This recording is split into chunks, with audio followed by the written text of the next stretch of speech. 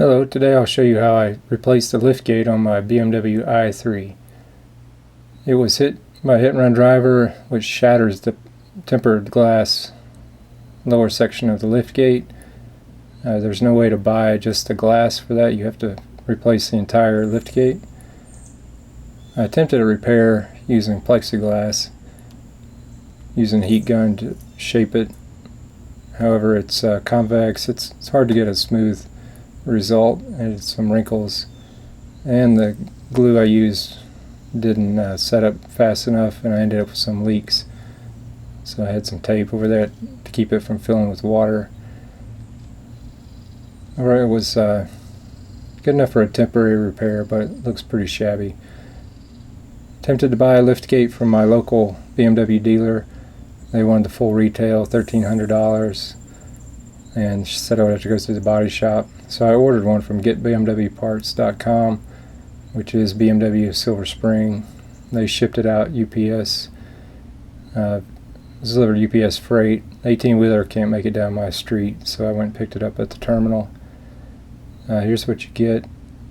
Here's the tools I used to install. It's some trim adhesive, pair of channel locks, pair of alignment pliers, T20, T25, T30, and T40 hex bits or torque spits. 10 millimeter, 11 millimeter, and 13 millimeter sockets. A trim removal tool, and the impact driver, which just made the job faster. I started by just removing any fasteners that were visible. These are the hooks for the cargo cover, one on each side.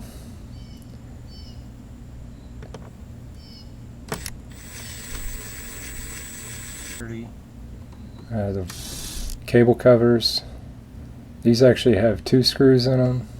You can't see until you remove the upper piece. And there's 4 screws in the large cover on the liftgate.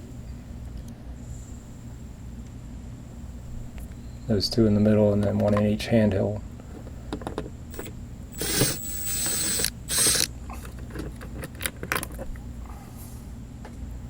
I couldn't find any instructions on how to do this, so I was just figuring out as I went. I made the mistake of trying to pull this piece off first, but the way they interlock, really you should pull this one last.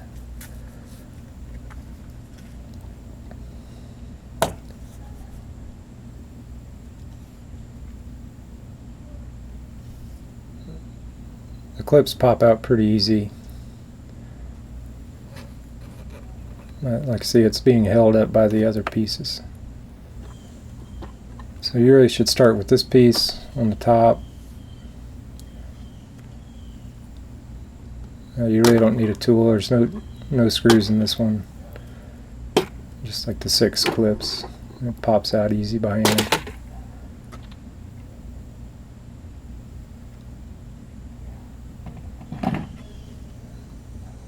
And then the side pieces come off. You can see that big piece fell and hit me on the head. So then I went around and just removed all the connectors on the wiring harness.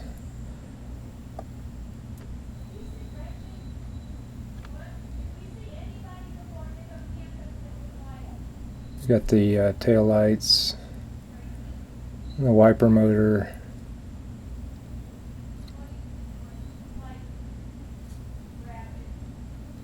trunk latch, another tail light, and the defroster. They just have tape on them. You just pull the tape back and they come apart easy. This one on the trunk release switch, there's some interference. I was able to get it with 2 hands, but it may be easier to remove the switch first and then pull it off. Then I went through and just released the wiring harness from the lift gate. The trim removal tool from Amazon makes it pretty easy. And the hose for the sprayer on the rear windshield. This has a C-clip holding it together, quick release. Are pretty easy.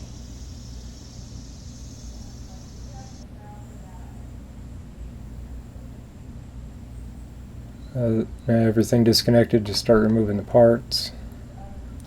We'll transfer to the new lift gate. Latch, that's a T40 hex. And the spoiler is held on with 5 10mm nuts.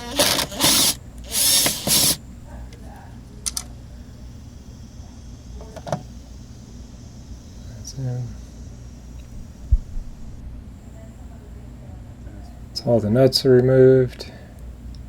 You can go to the outside, and it has hooks that it snaps into, so you slide it to the rear to disengage those. And once you get it loose, you can see the grommets for the wiring and the hose. So underneath, just go and push those through.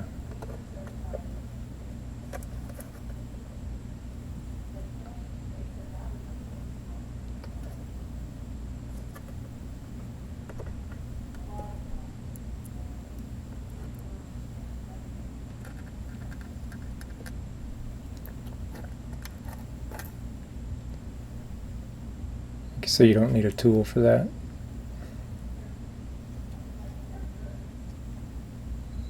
Once all the grommets are released, just went back and pulled it all through. The hose has the clip that hooks into the lift gate that won't pull through without a little assistance.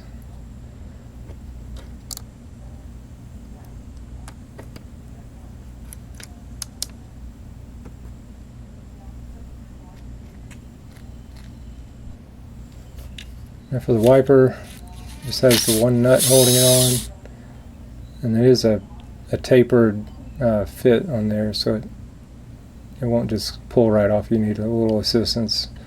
A pair of channel locks popped it loose. Now the motor on the inside is held on with the 3 10mm bolts.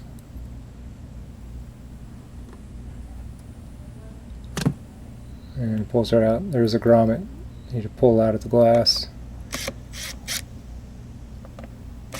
And the bump stops on each corner are just held in with T20 Torx.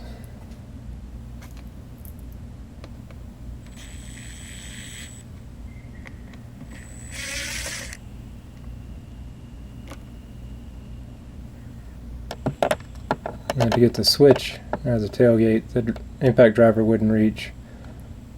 So I just broke them loose.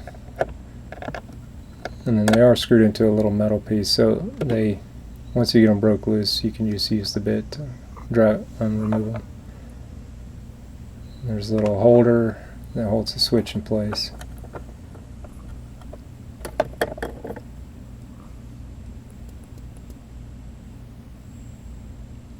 Next I just pop the struts off. There's a little C-clip spring, they just pop right off.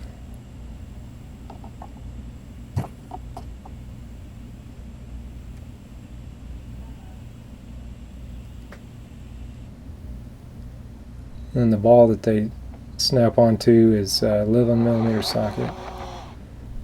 Remove. And then the final removal is just the 4 13mm cap screws.